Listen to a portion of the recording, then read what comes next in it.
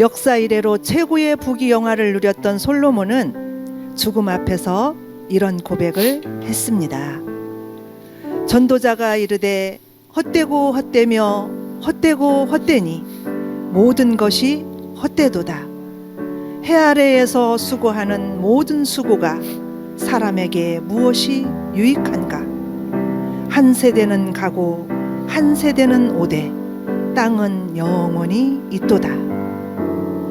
모든 만물이 피곤하다는 것을 사람이 말로 다 말할 수는 없나니 눈은 보아도 족함이 없고 귀는 들어도 가득 차지 아니하도다. 일의 결국을 다 들었으니 하나님을 경외하고 그의 명령들을 지킬지어다.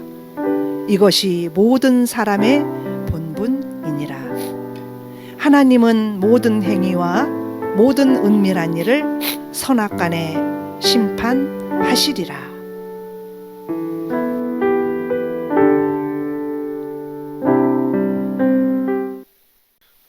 출애굽기 24장 9절로부터 11절까지의 말씀. 모세와 아론과 나답과 아비후와 이스라엘 장로 70인이 올라가서 이스라엘 하나님을 보니 그의 발 아래는 천국을 편 듯하고 하늘같이 청명하더라. 하나님이 이스라엘 자손들의 존귀한 자들에게 손을 대지 아니하셨고 그들은 하나님을 뵙고 먹고 마셨더라. 아멘. 출애굽기 전체 그림을 다시 한번 좀 머릿속에 넣고 가실 필요가 있을 것 같아서. 시내산. 자, 하나님께서는 구원하시고 또 동행하세요. 근데 우리가 하나님의 구원에는 부르심과 또 뭐가 있다고 했어요? 사명이 있다고 했어요. 재미로 부르신 게 아니라 하나님의 구원에는, 구원이라는 말엔 부르심과 사명이 같이 섞여 있다. 근데 이 부르심과 사명, 그러니까 사명을 감당하는데 혼자 열심히 해봐라가 아니라 동행하신 하나님이시기 때문에 하나님이 뭐가 있어요? 임재가 있다. 그래서 하나님께서 이 사명을 감당하기 앞서 하나님이 누구신지를 알아야 되니까 이스라엘 백성들에게 자신을 보여주시죠. 자, 보았느니라 파트 보면 맨 처음에 뭐 나와요? 10가지 재앙. 그 다음에요, 홍해. 그래서 우리가 하나님께서 19장에서 얘기하시는 내가 애굽 사람에게 어떻게 행하였음과 이제 광야, 이제 시내산까지 가는 광야 여정길에서 맨 처음에 마라에서 쓴물을 바꿔주시고, 그다음에 만나와 메추라기를 주셔서 먹게 하시고, 르비딤에서 마사와 무리바 또 엘림의 사건을 겪게 하시죠. 그리고 아말렉과의 전투에서 승리하게 하세요. 자, 독수리 날개로 업어라는, 자, 내가 애굽 사람들에게 어떻게 행하였음과 독수리 날개로 업어 너희를 여기까지 인도했던 것을 너희가 어떻게 했대요? 보았느니라. 이제 그걸 어떻게 하면 돼요? 전할지니라. 전할지니라를 하려면 자, 뭔가 구심점이 있어야 돼요. 뭔가, 그러니까 중심이 있어야 되는데 그게 뭐예요? 하나가 성막. 그리고 그 성막 안에서 하나님께 계속 봉사할 뭐가 필요해요? 제사장이 필요합니다. 출애굽기는 성막을 완성한 다음에 40장에서 마쳐요. 딱 끝나고 이후에 레위기에서 제사장 문제를 다시 한번 다루죠. 이게 이제 전체 그림인데 이걸 이제 머릿속에 잘 넣고 계셔야지 저희가 이해할 수 있는 몇 가지들이 있습니다. 그래서 항상 하나님은 구원하시는 하나님이시고, 그 구원하시고 그냥 내버려둬. 내가 어차피 구원했으니까 나머지는 네가 알아서 해봐가 아니라 그들과 동행하시는 하나님이시다. 그래서 그 구원에는 하나님의 부르심, 소명, 하나님께서 일을 주시는 사명이 포함되어 있고, 그 소명과 사명을 감당하는 데에는 하나님의 임재가 필요하다. 또 그 하나님의 임재를 상징하는, 그래서 성막이 하나님께 우리에게 주어지고 있다. 그리고 우리가 이제 19장 이후에 19장에서 자, 내 백성에게 내가 이를 말이 있어 하고 이제 얘기해 주신 것들 중에 하나가 십계명이고, 지금 우리가 이제 살펴봤던 것처럼 십계명이 있고, 십계명 줄여서 뭐예요? 하나가 하나님 사랑, 이웃 사랑. 그리고 그 십계명을 실제적 삶에서 어떻게 일으킬 것인가에 대한 언약 법전이 있다고 했어요. 그래서 지금까지 우리가 살펴본 게 그 언약 법전의 이야기인데, 자, 하나님의 나라는 이런 식으로 통치가 될 건데 그걸 어떻게 실천할 것인가에 대한 부분을 담은 게 언약 법전의 전체적인 내용이었어요. 그리고 우리가 이제까지 23장까지 살펴본 게 뭐 이런 식으로 해라. 우리 이제 23장에서 지난번 딱 살펴본 게 뭐까지 사랑하라는 거예요. 네 이웃 중에 너를 미워하고 너를 싫어하는 원수까지도 수용할 수 있어야 돼. 거기까지 가는 거예요. 그리고 타인의 아픔에 대해서 공감할 수 있어야 한다는 걸 계속해서 강조하시는 거죠. 그래서 실제적으로 십계명에서 얘기하는 여러 가지 무슨 법률처럼 얘기하는 것이 이렇게 지켜져야 된다는 걸 보여준 게 언약법전. 그래서 십계명을 풀어줬다고 생각하시면 돼요. 언약법전은 그 언약법전을 쭉 설명한 다음에 이걸 잘 지키면 어떻게 돼요? 너희는 세상이랑 달라지겠죠. 원래 그 언약법전에 안에 있는 그 십계명 내용 자체가 지금도 사실은 잘 지켜지지 않죠. 왜냐하면 사람은 자기 중심적으로 살잖아요. 다들 그 나 좋은 거 내 중심적으로 아무리 뭐 그 사람이 인격이 훌륭하고 뭐 해도 결국에는 자기 배가 고프면 자기 먼저 챙기는 게 인간의 생각인데 하나님께서는 어떻게 하냐면 자, 너 어쨌든 뭐 배부를 만큼 먹는데 대신에 다른 사람의 고통이나 아픔도 생각해 봐야 돼요. 너가 은혜를 받았으면 너도 어떻게 해요? 은혜를 끼치는 삶을 살아야 돼. 네가 샬롬을 지금 누리고 있다면 다른 사람의 샬롬도 생각해 봐야 돼. 그래서 하나님께서 하시는 게 너 애굽에서 종 되었었잖아. 근데 내가 그걸 공짜로 구원해 줬지. 그러니까 너 지금 공짜로 받았으면 이후에 너도 어떻게 해야 돼요? 공짜로 해줘야 돼요. 그래서 안식년 7번 번째에는 뭐 해줘요? 땅도 쉬게 하고 이제까지 욕심 부려서 땅을 갖다가 열심히 이제 경작했는데 그것도 좀 내려놓고 그러니까 그게 왜 땅이 누구 거라서 그래요? 땅이 누구 거죠? 하나님 거잖아요. 그래 주시니까 하나님이기 때문에 땅도 잠깐 내려놔 쉬어 딱 쉬고 왜냐면 근데 그 쉴 때 막 용기가 필요하죠. 나 이것 번째 해 어쩌고저쩌고 간에 이거 안 하면은 나 굶어 죽는 거 아니야 걱정하는데 그 땅 놀려도 하나님 어떻게 해요? 자기 백성 먹여 살린다는 걸 믿고 1년 쉬는 거예요. 안식년에 쉬고 또 내가 옛날에 그 공짜로 구원받았잖아요. 그런 것처럼 지금 그 애굽의 종되었던 사람들 그때 이제 종되었던 사람들을 풀어주고 그러면 또 이제 이걸 갖다가 이제 그 7번째 해에만 실천하는 게 아니라 매주 몇 번째요? 7번째 날 안식일 날 뭐예요? 너만 쉬는 거 말고 너만 샬롬을 누리지 말고 어떻게 해요? 네 종이나 그러니까 네가 지금 쟤는 당연히 일해야 되는 거 아니야? 그 사람들조차도 어떻게 해요? 하나님의 샬롬 안에 머물게 해라 해요. 그게 이스라엘 백성들이 해야 될 일이에요. 달라요 세상이랑. 그걸 거룩이라고 하고 구별이라고 하는 거예요. 자 여러분 하나님 백성에게 요구하시는 바는 거기 있습니다. 그러니까 일단은 이게 중요해요. 일단 내가 누리고 이게 먼저예요. 일단 내가 평강을 누리고 하나님이 주시는 보았느니라 잘 되고 그 이후에 어떻게 해요? 전할지나라의 삶을 사는 거예요. 그러면 뭐부터 생각하시냐면 그러니까 감사거리부터 먼저 딱 생각하시는 거. 하나님 내가 뭘 받았잖아요. 앞에 하나님 내 인생을 어떻게 주도하고 계시지? 어떤 은혜를 주셨지를 곰곰이 생각해보고 일단 묵상한 다음에 그 다음에 기도하실 때 이게 포인트예요. 감사가 먼저 나오고 그 다음에 내가 어떤 식으로 행해야 하나님 기뻐하실지에 대해서 생각하면서 기도하시는 거예요. 기도는 포인트가 그 두 가지로 생각하시면 돼요. 하나는 뭐예요? 왜 예수님께서 감사를 먼저 하시나? 주님의 기도 자체에서 왜 감사가 먼저 하늘에 계신 우리 아버지 이름이 거룩히 여김을 받으시고 왜 그 높임에 대해서 얘기하냐면 실제적으로 하나님께 그 받은 보았는 일을 충분히 누린 다음에 내가 이 충분히 누렸다고 생각하면 그 상태에서 누구도 생각할 수 있는 거예요. 너만 생각하지 말고 네 이웃도 생각하는 거예요. 근데 그런 사람들이 한 명 있고 그런 사람이 또 2명 있고 3명 있고 4분 있고 5분 이렇게 막 계세요. 그렇게 해서 공동체를 이뤄서 그 공동체는 세상이랑 다른 생각을 하는 거예요. 보통 세상은 자기만 생각하는데 그 공동체는 특이하게 어떻게 해요? 다른 사람을 나보다 남을 더 낮게 여기고 또 그 사람의 필요와 그 염려를 공급해 주려고 하는 노력이 있는 공동체가 모이면 세상이 변한다는 거예요. 뒤집힐 거라는 거예요. 그게 하나님의 이게 마스터 플랜이야. 하나님께서 갖고 계신 큰 그림인데 이제 문제는 뭐냐면 이거를 어떤 식으로 이루어지냐 하면 철저하게 뭐예요? 이스라엘 백성들의 순종으로 인해서 순종으로 그렇게 따라주면 하나님이 약속하신 게 뭐냐면 그럼으로 인해서 너희들 굶어 죽이지 않겠다는 거예요. 그렇게 하면 내가 너 나머지 인생 책임져 주겠다는 거예요. 순종을 하면 근데 순종이 왜 안 될까요? 일단 자기 욕심들이 있을 수 있겠죠. 7번째 해에 만약에 땅을 놀리면 나는 뭐 먹고 살아요? 그 염려가 있겠죠. 그게 나는 뭐 먹고 살아요, 주님? 나는 무엇을 마시고 살아요, 주님? 그 걱정이 앞설 때 그 언약을 지켜내는 일이 힘들어져요. 그러면 왜 나는 뭐 먹고 살아요에 대한 얘기는 곧 뭐에 대한 믿음이 신뢰가 없는 거예요? 하나님에 대한 신뢰가 없는 거예요. 못 믿으니까. 저분이 나를 먹여 살릴 수 있을까?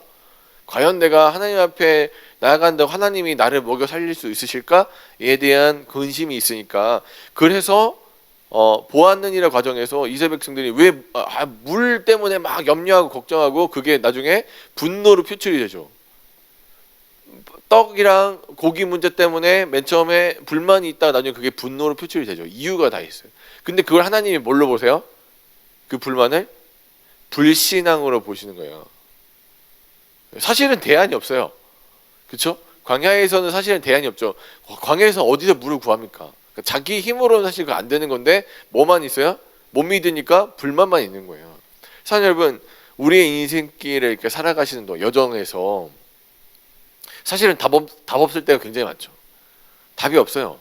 자기 힘으로 안 되면서 믿지도 못해요. 원망만 해요. 이거 좀 이상하지 않습니까? 하나님이 원하시는 건 여기 있어요. 믿으라는 거예요.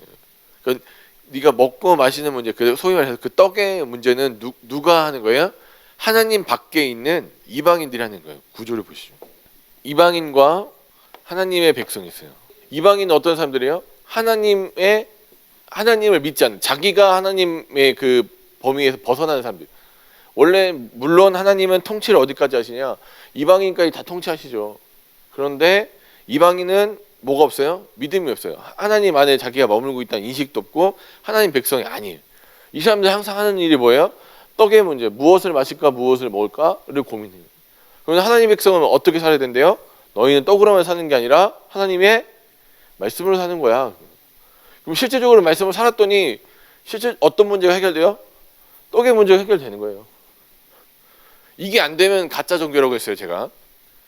말씀을 따랐는데 떡의 문제가 해결이 안 되면 그건 가짜예요. 여러분 기도하시는데 여러분 기도하시는 내용들이 해결이 안 되면 그거 가짜예요. 여러분 잘못된 종교 만나신 거예요, 그러면. 근데 하나님은요, 어떤 분이세요? 말씀을 순종하고 나아가면 먼저 그 나라와 그를 구하면 떡의 문제를 어떻게 하신 분이? 해결해 주시는 분이세요. 기도를 하시면 하나님은 그것을 반드시 이루어 주시는 분입니다. 이게 그러니까 분명히 계속 보여주고 계시는데 그게 선행이 안 되면 지금 하시는 일들이 굉장히 의미가 없는 일입니다. 근데 분명히 저희가 믿고 제가 확신하는 부분은 뭐냐면 하나님은 우리가 말씀에 순종하고 그 나라와 그를 구하면 떡의 문제를 반드시 해결하실 분이라는 거예요. 그걸 외면하지 않으신다고. 난 그건 모르지. 나는 영적인 하나님이잖아. 육적인 일은 네가 알아서 해야지가 아니라 하나님은요, 영적인 일에 하나님의 말씀에 충만히 따라갈 때에 나머지 것들을 하나님이 해결해 주신다. 떡의 문제를.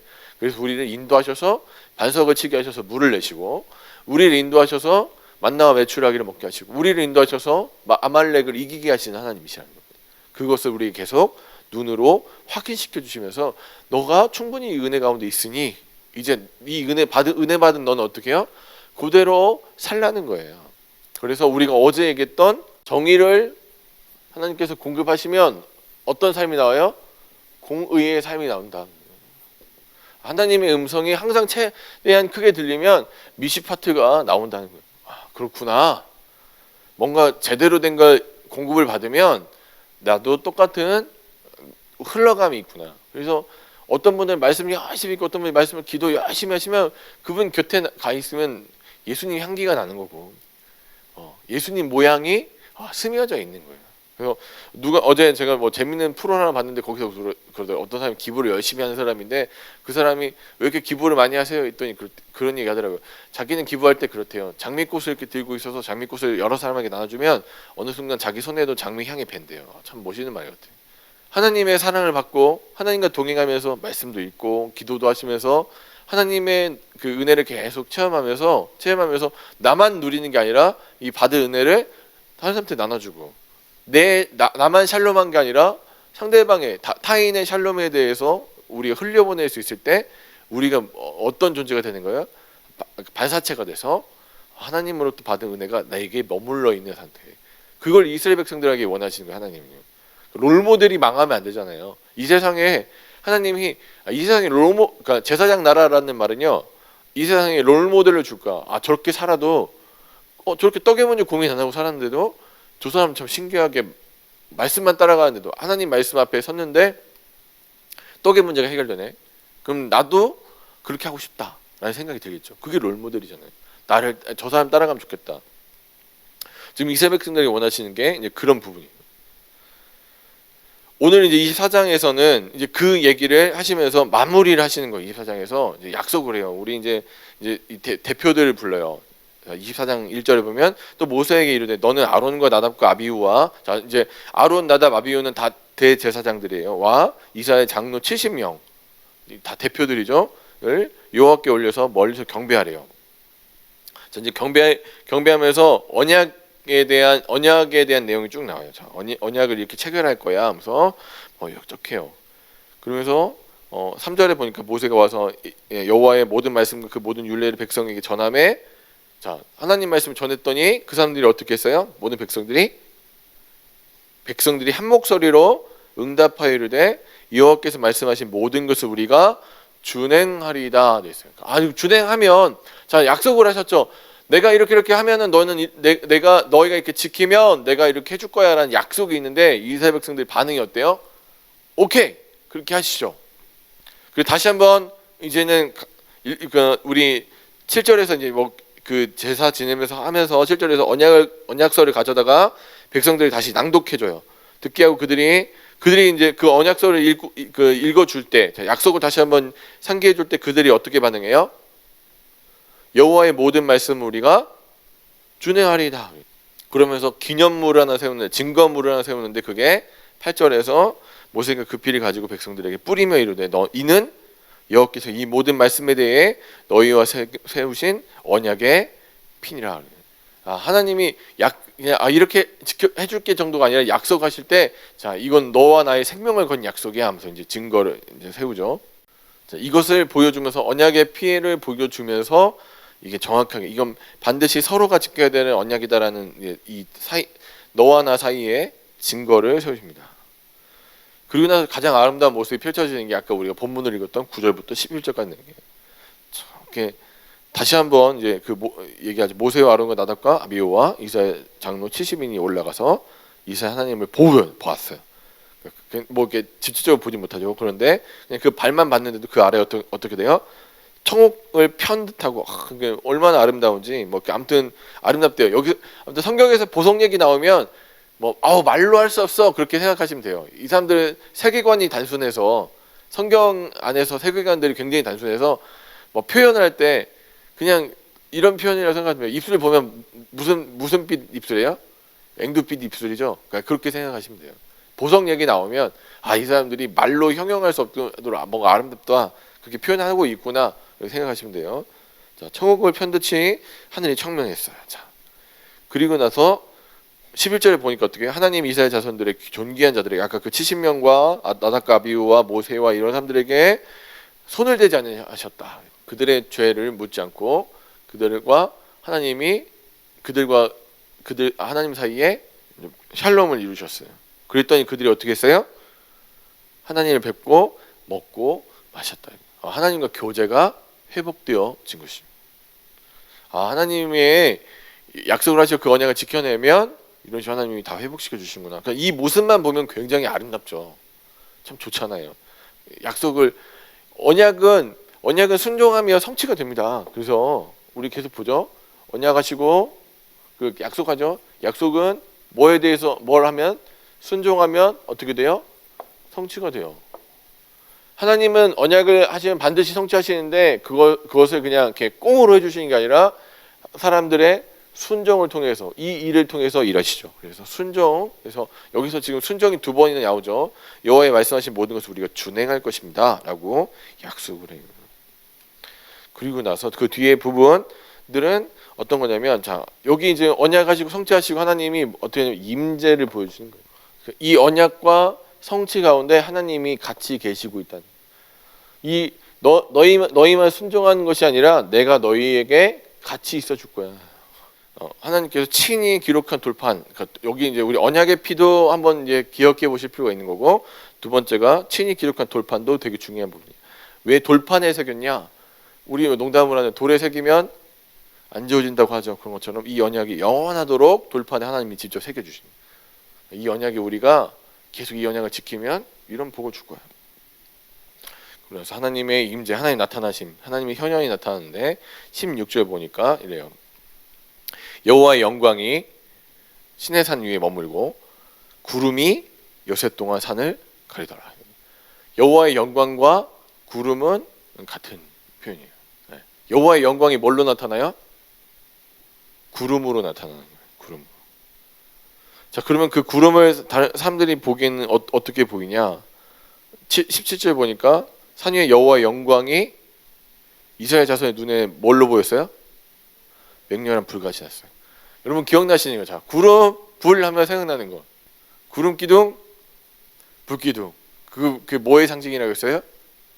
하나님 임재의 상징이라고 했죠. 아, 하나님이 우리와 함께 하시는구나. 임마누엘.